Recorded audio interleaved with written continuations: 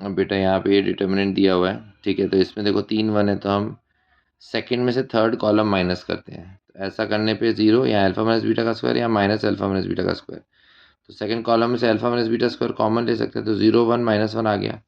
अब सेकंड में third row add कर दो, क्योंकि यहाँ 1 है या -1 है, तो उससे एक 0 क्रिएट हो जाएगा, ठीक है। तो अगर आप ऐसा करते तो इसमें ये ऐड किया तो 2 टाइम्स अल्फा प्लस बीटा, 1 और -1 मिलके 0, और इसमें ये टर्म ऐड किया तो अल्फा प्लस बीटा का स्क्वायर आ गया इधर, ठीक है। तो अब इस पूरी रो में से हम अल्फा प्लस बीटा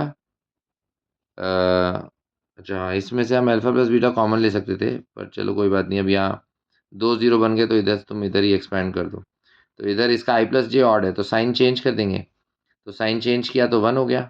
इसका आई प्लस जे ऑड है, साइन चेंज कर दिया 1।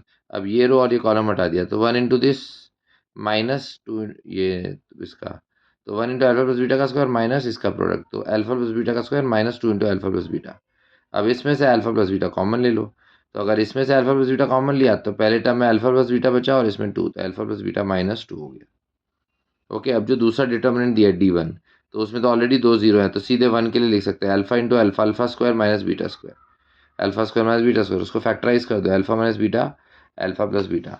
अब उन्होंने क्या बोला है कि हमें D2 निकालना है जिसमें D और D1 डिवाइड हो रहे हैं, मतलब उसका रेशियो है D/D1।